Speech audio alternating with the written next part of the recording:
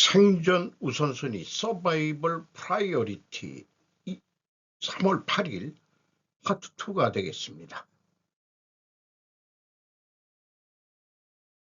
감사보고서 공시 내용으로 우선 주요 기업의 2025년도 실적을 한번 기록에 남겨놓고자 합니다. 슬롯 회계 분석 전에 좀 추이를 미리 좀 알고 싶은 욕심이 있어서 정리해 봤습니다. 우리나라 대표기업 삼성전자입니다. 개별로 보는 것이 더 인식하기 좋다고 생각합니다. 매출액이 238조 430억 원, 2023년 4년도보다 거의 29조 원이 더 증가했습니다. 13.9% 증가했는데 영업비용은 9%밖에 증가를 안 했습니다. 그래서 영업이익이 23조 6천억 원대로서 91% 증가했습니다. 영업이익률은 9.9%로서 4% 상승으로 나타납니다.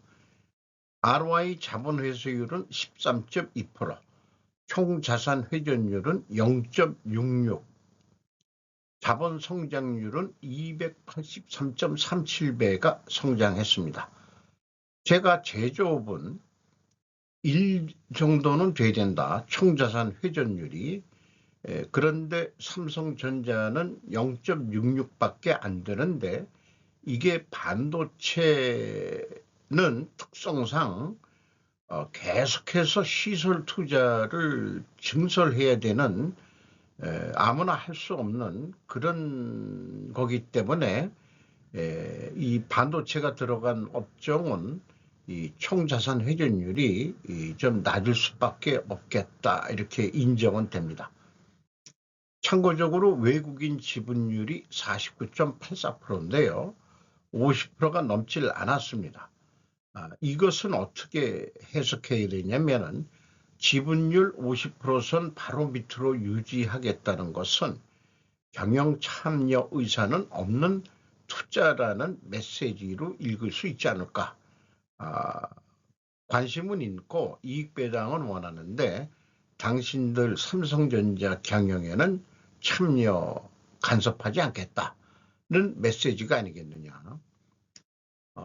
주가 3월 6일 현재 18만 8,200원인데 22만 3천 원까지 올라갔다가 지금 3월 초에 떨어지는 것은 이란 이스라엘 전쟁, 미국 이스라엘 이란 전쟁이라고 해야 되겠죠. 내려갔다가 조금 다시 올라가는 추세를 나타내고 있습니다. 다른 기업들도 이렇게 좀 나타나는 것 같습니다.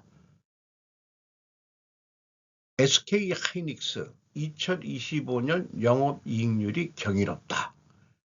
매출이 86조 8,521억 원, 전년보다 31조 1,158억 원이 증가했습니다. 매출 증가율이 55.8%, 영업비용 증가율은 24.5%, 영업이익은 44조 74억 원으로 106.3%가 크게 증가했습니다. 영업이익률 50.7%나 되겠습니다. 100원짜리를 팔면은 50원이 남는다. 이 정도면은 스루풋으로 분석한다면 한 70%는 되지 않을까 싶어요. 스루풋율은. 자본 회수율 ROI 36.4%, 총자산 회전율 0.51%, 삼성전자가 0.66이었는데 SK 하이닉스는 반도체만 전문이다 보니까 이게 더 낮은 것 같습니다. 자본 성장률은 32배 성장했습니다. 외국인 지분율이 54.76%로 50%가 넘었습니다. 이렇다면 경영 참여 의사가 있다는 메시지일 것입니다. SK 하이닉스도 미국에 지금 공장을 짓고 있는지 모르겠습니다. 아마 대만의 TSMC처럼 미국에다가 좀 지어라.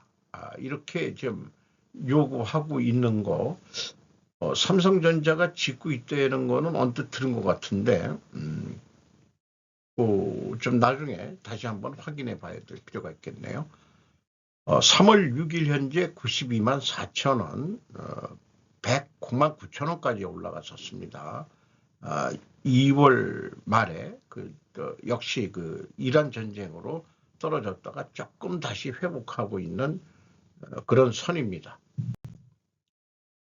현대차 매출 78조 7,600억 원대로서 2,900억 원대가 매출이 감소했습니다. 0.3%.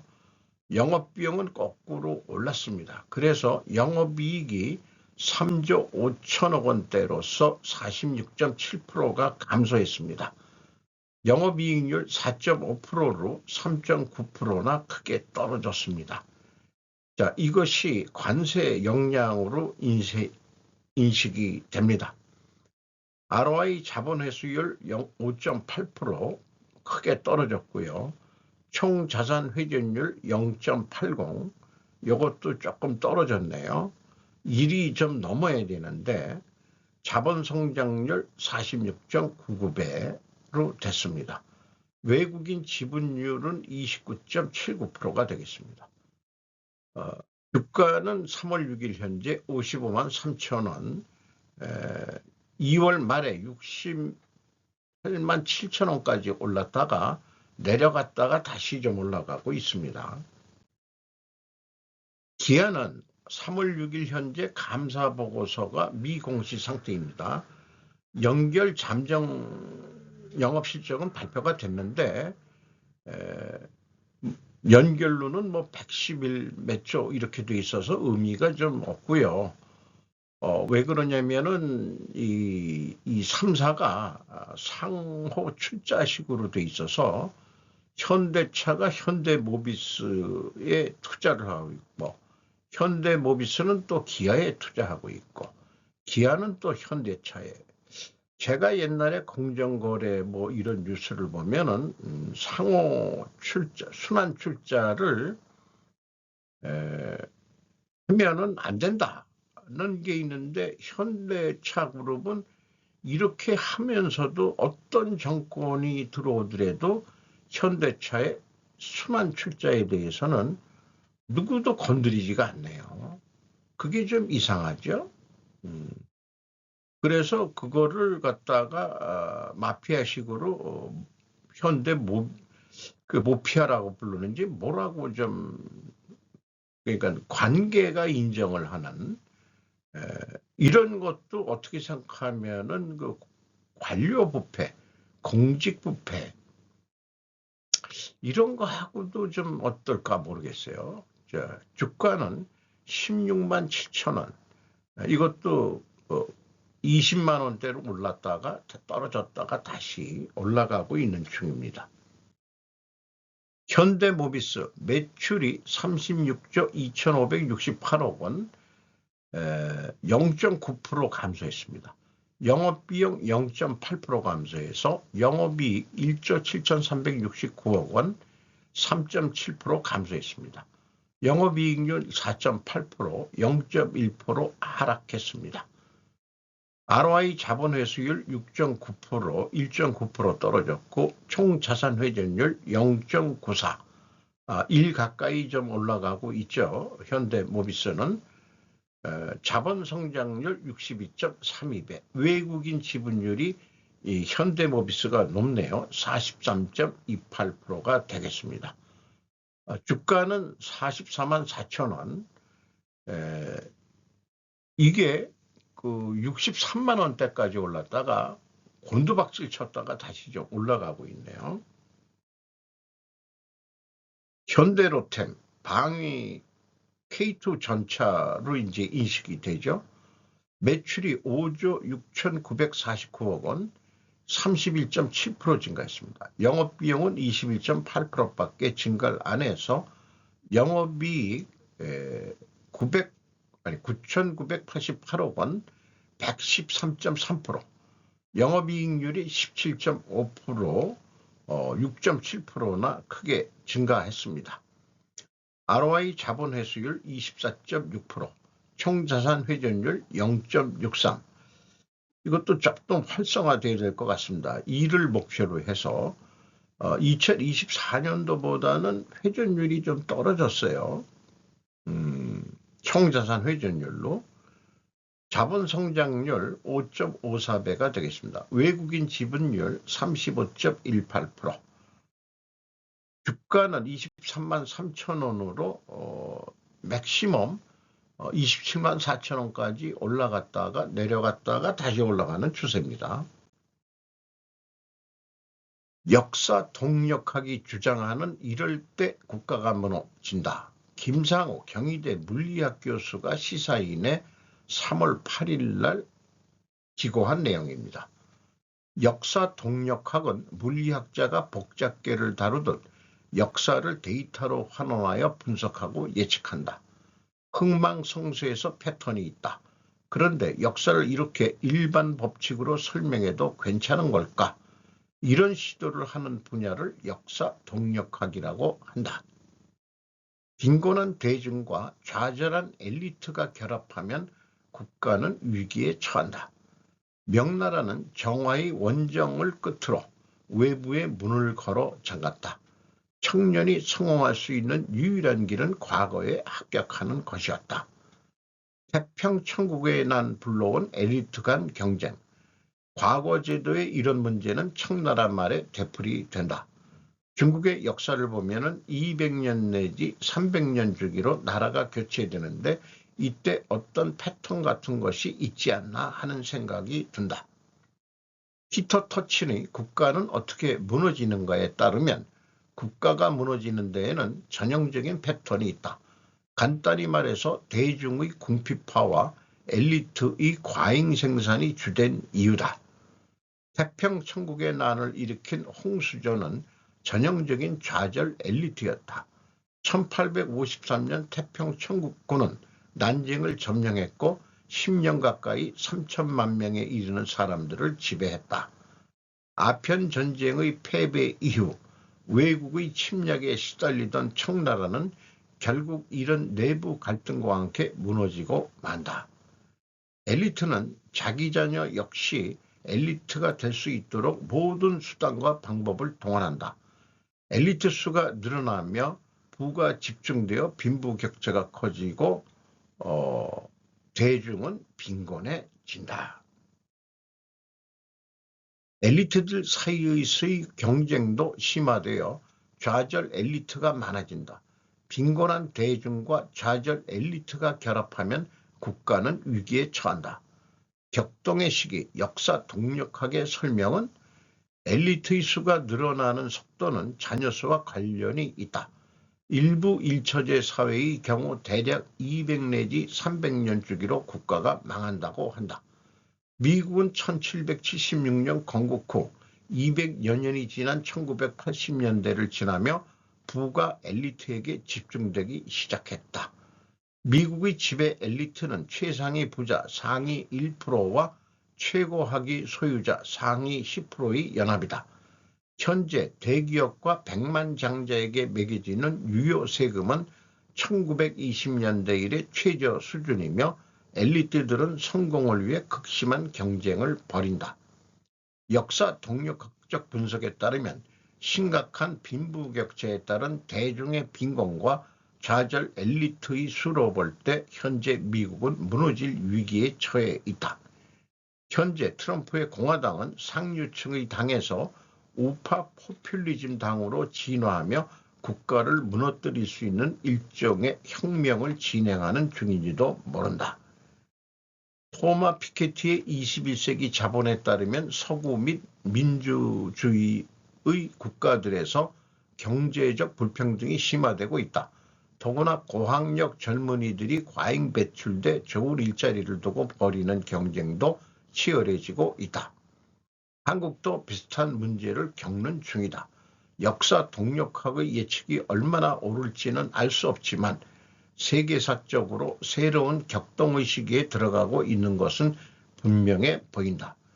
그렇다면 빈부격차 해소와 청년 일자리 문제는 복지 차원을 넘어 국가 전망의 차원에서 다루어야 하는 거 아닐까라고 결론을 내고 있습니다. 자, 이 글을 읽고서 곰곰이 생각을 해봤습니다.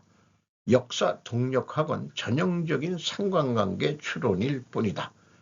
인과관계로 넘어갈 수가 없다. 원인과 결과관계로 넘어갈 수가 없다. 왜냐하면 한반도 왕조는 신라 1000년, 고려 600년, 이조 500년이란 역사적 사실이 바로 역사 동력학을 지금 무효화시킬 수 있습니다. 물리학 교수라면 최소 우리의 역사적 사실과 비교해서 소개했어야 되지 않을까 싶습니다. 미국이 지금 혁명을 일으킨다고 그러면은 엘리트에 의한 지배에서 포퓰리즘으로 간다. 공화당이 뭐 많은 사람들이 얘기하듯이 미국이 세계 정부화, 오히려 더 패권화 이런 쪽으로 가고 있는 거 아니냐, 뭐 이런 해석도 있습니다만은 나름대로 그 역사 동력학이라는 역사에 대해서 저도 관심이 많은데 이거를 동력학이다, 또 뭐 변증법이다, 뭐 이런 얘기도 좀 뭐 나와가지고 해석을 하는 것도 흥미롭다고 할 수 있겠습니다. 트럼프 대통령 마약 카르텔 대항 중남미 16개국 참가, 베네수엘라, 쿠바는 포함 안 되고 FNN이 이게 후지 TV로 되어 있습니다. 3월 8일 오후 4시입니다. 미국의 트럼프 대통령은 중남미 국가들과 함께 마약 카르텔과 테러 조직에 대항하기 위한 연합을 발족시켰습니다. 트럼프 대통령은 7일 중남미 국가 정상들과의 회동을 플로리다주에서 개최하고 마약 카르텔 등의 해체를 위해 각국 간 협력하는 아메리카 대륙 반카르텔 연합을 출범시켰습니다. 연합에는 미국 외에 아르헨티나와 파나마 등 중남미 16개국이 참가하고 있지만 멕시코, 베네수엘라, 쿠바 등도 포함되지 않았습니다. 트럼프는 연설에서 자신이 내세우는 서방구 중시의 자세를 재차 강조했고 적을 물리치는 유일한 방법은 우리 군대의 힘을 풀어내는 것이라며 각국에 대해서도 군을 동원해 카르텔에 맞서라고 촉구했습니다. 한편 트럼프 행정부가 압박을 강화하는 쿠바에 대해서는 이미 트럼프 당선인이나 루비오 국무장관이 쿠바 측과의 교섭을 실시하고 있다고 밝히고 현재의 체제는 끝에 가깝다고 인식을 보였습니다. 16개국인데 하나, 둘, 셋, 넷, 다섯, 여섯, 일곱, 여덟, 아홉, 열, 열하나, 열둘, 13개, 13명뿐이 눈에 안 보이네요. 기념사진 찍은 건. 쉴드 오브 더 아메리카즈 오랄 2026이라고 되어 있네요. 이 뒤에 머리 긴 사람이 그 트럼프를 아주 흠모하는 아르헨티나 그 전기톱 대통령이죠. 전기톱 대통령. 이 키 작은 여성분은 어느 나라 대표이신지 잘 모르겠습니다. 뭐 이렇게 그 뉴스에 나왔던 사람들만 좀 있고요.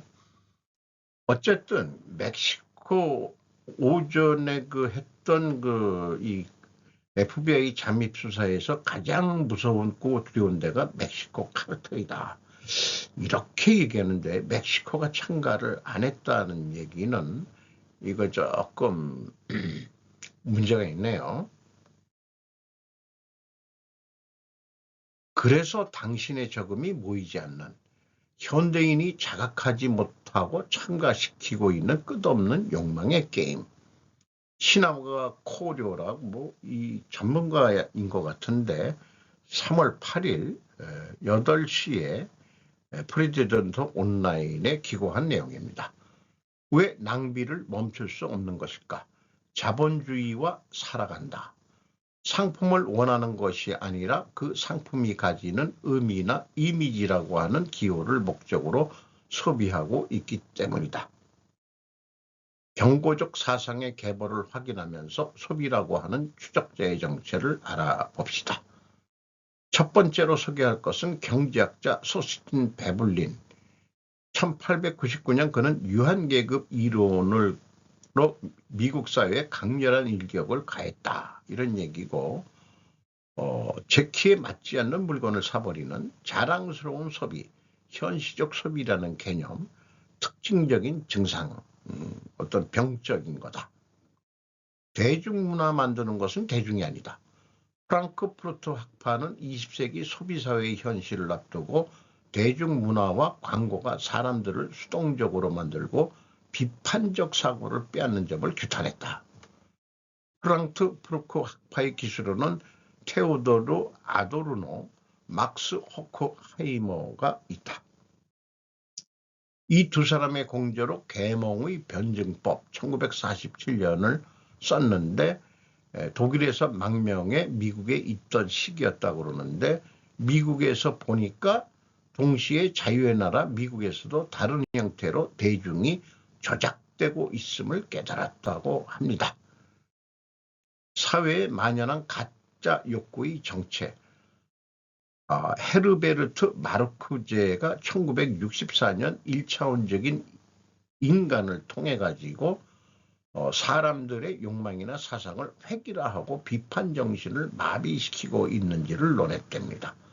여기서 말하는 1차원이란 스스로의 욕구나 가치관을 기성의 틀 안에서만 생각할 수 있게 된 상태라고 합니다. 진정한 욕구와 가짜 욕구라는 구별을 세웠습니다. 생존의 필수적인 욕구나 인간의 해방에 도움이 되는 욕구가 진정한 욕구이고 반해 현대사회의 대중에게 사회적으로 심어진 가짜 욕구가 만연해 있다고 지적한 것이다. 그리고 이러한 욕구의 발달과 충족은 타율적이다. 타율적이다는 거짓 욕구를 충족시키고 기뻐하는 우리는 사실 국가나 기업 같은 큰 권력에 조종당하고 있을 뿐이라는 지적. 이것이 최근에 많이 와닿는 거죠. 현 상황의 문제를 자각하지 못하게 하기 위한 거짓 만족에 불과하다는 것이다. 우리가 사는 것은 상품이 아닌 기호. 1970년에 소비사회와 신화와 구조를 발표.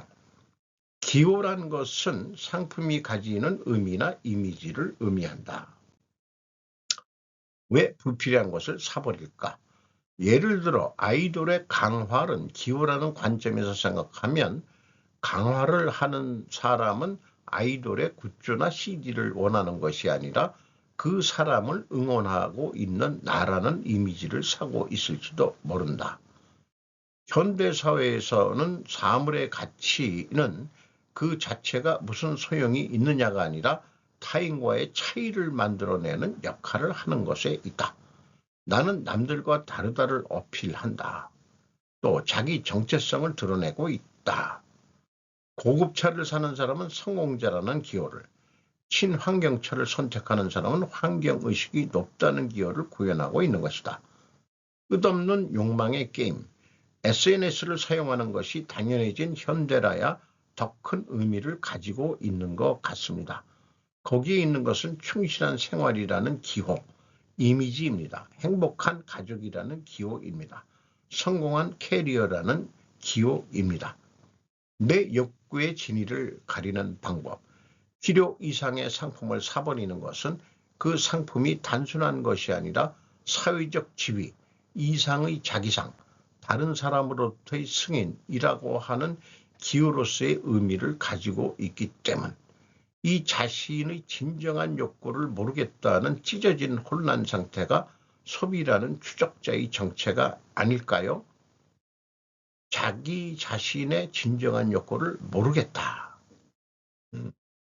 그것은 정말로 자신의 욕구인가를 자기 자신에게 묻는 그런 일을 좀 해서 우리가 소비를 해야 되지 않겠는가라고 주의 환기를 시켜주고 있습니다. 소비도 있지만은 소장 가치를 따지는 것도 있긴 있을 거예요. 아무튼 사는 것보다 버리는 습관을 들여야 한다고 요즘 저는 생각합니다. 집안에 버려야 할 것들이 천지입니다. 다만 그 물건을 싸둔 아내를 버릴 수 없기에 참고 산다는 게 솔직한 심정이다. 제 뒤에 보이는 이 책장은 소장 가치를 느끼고서 제가 좀 있고, 또 가끔 필요하면은 또 과거 읽었던 책을 찾아서 좀 찾아보고 그러고 있는 겁니다만은, 이사를 하면서 뒤에 쌓여 있는 도서만큼이나 꽤나 책을 많이 버렸음에도 불구하고 또 쌓이게 됐네요. 저도 책은. 근데 이것보다도 나의 약점은 음주이기에 거기에 좀 제 한 달 용돈이 꽤 들어가는 경향이 있습니다. 그래서 우리 그 어부인 마누라를 크게 또 욕하기도 어렵고, 그런 부분도 뭐 솔직히 고백을 하게 되네요. 제 자신을 좀 주의 환기하면서 내 진정한 욕구는 뭐냐? 술 마시면서 담소하는 거다. 에너지를 채우지 못하는 에너지를 입으로 좀 풀어야 되는 그런 거. 이렇게 자위를 좀 해봅니다. 그렇게 뉴스, 정치, 사회, 경제 뉴스도 나의 기호로 소비하고 있는 것이나 다름없다, 이렇게 깨우쳐지네. 이 뉴스가 진정 생존에 필요한 것을 제가 뉴스를 선택하는 자세가 스스로 몸에 배어야겠다고 생각을 하게 되는군요. 그래서 지금 나름대로 잠깐 갈등을 했던 것을 갈등 구조도로 한번 그려봤습니다. 개인의 생존을 위하여는 반드시 자본주의 체제를 인정해야 한다. 자본주의 나라에서 살려면은, 자본주의 국가에 살면서 자본주의를 욕하는 사람들이 많죠. 자본주의 체제를 인정하기 위하여는 반드시 진정한 욕구만 소비해야 한다. 이게 말이 통할지 안 통할지. 왜냐하면은 불필요한 소비는 자본주의 쇠뇌에, 또 자본주의 정치 세력의 쇠뇌에 당하지 않기 위해서이기 때문이다. 이렇게 얘기할 수 있겠죠. 개인의 생존을 위하여는 경쟁 승리자가 되어야 한다. 경쟁 승리자가 되기 위하여는 반드시 기호 소비를 해야 한다. 왜냐하면 남에게 보여줄 수 있어야 하기 때문이다. 그래서 우리는 진정한 욕구 소비와 기호 소비 사이에서 그때 일로 갔다가 절로 갔다가 할 수 있을 거라고 갈등하고 있다. 이렇게 볼 수 있지 않을까 생각을 합니다. 다시 한번 오늘 일요일인데 좋은 하루 되시기 바랍니다. 굿다이.